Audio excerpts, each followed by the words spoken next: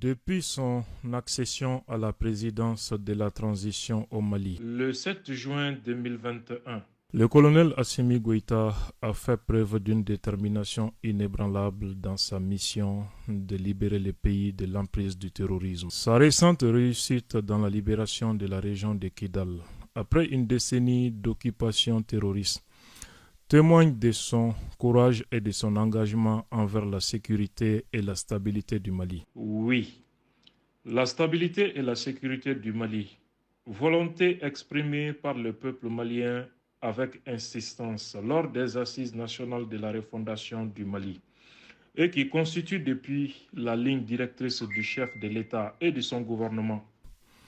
Le colonel Goïta, ancien chef du bataillon des forces spéciales, a su mobiliser les forces armées maliennes pour mener une opération d'envergure visant à déloger les groupes terroristes qui avaient maintenu la région de Kidal sous leur contrôle pendant une décennie. Son leadership visionnaire et sa stratégie militaire éclairée ont été des éléments déterminants dans cette victoire cruciale pour la souveraineté nationale. Au-delà de ses compétences militaires avérées, le colonel Assimi Goïta a démontré une capacité à rassembler les différentes composantes de la société malienne dans un esprit d'unité et de solidarité. Sa volonté de promouvoir un Mali pacifié, prospère et démocratique est au cœur de chacune de ses actions et sa détermination à restaurer la souveraineté de l'État est un exemple de leadership inspirant pour tous les citoyens maliens. Avec la libération de Kidal, le colonel Assimi Goïta ouvre une nouvelle ère d'espoir pour le Mali, renforçant ainsi sa position en tant que leader incontesté dans la lutte contre le terrorisme et pour la construction d'un avenir meilleur pour son pays.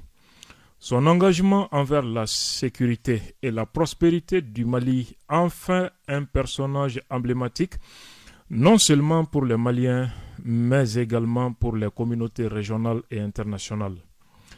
Pour parvenir à cet exploit militaire qui force l'admiration des plus sceptiques, il a su compter entre autres sur un chef d'orchestre redoutable qu'il maintient comme ministre de la Défense depuis la rectification de la transition. Il s'agit de son compagnon et frère d'armes, colonel Sadio Kamara. Celui-ci est réputé en milieu militaire comme intrépide, discret et intègre. Autant de qualités si chères au commandant en chef du bateau Mali. L'outil des décisions politiques du chef de l'État, c'est lui. Le berger des forces armées, c'est lui. Le concepteur de la doctrine et de la politique militaire de défense du Mali, c'est encore lui.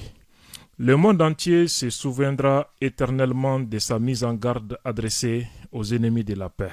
Je lance simultanément un avertissement aux récalcitrants qui pensent que les profondeurs des grottes et le couvert des forêts leur offrent encore un quelconque répit ou qui veulent jouer la montre comptant sur un éventuel épuisement de la volonté du peuple.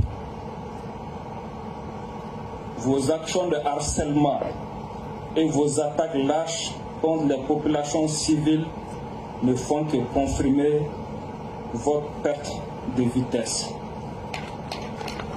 Soyez sûrs de ne jamais retrouver le repos, du moins jusqu'à ce que nos bombes et nos troupes d'assaut vous traquent et vous envoient vers le repos éternel. Il faut souligner que le colonel Sadio Kamara, en tant que ministre de la Défense du Mali, incarne la force tranquille et la résilience face aux défis sécuritaires. Son expérience militaire remarquable se reflète dans sa gestion stratégique des questions de défense.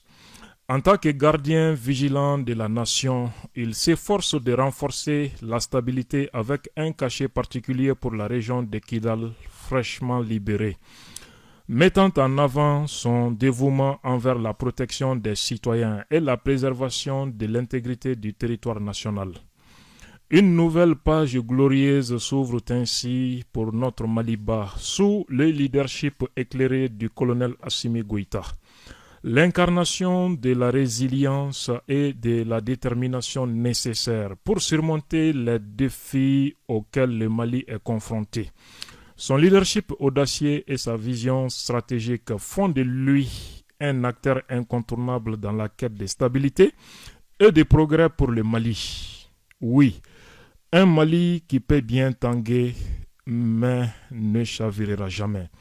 Abdoul Niang pour la Radio Émergence.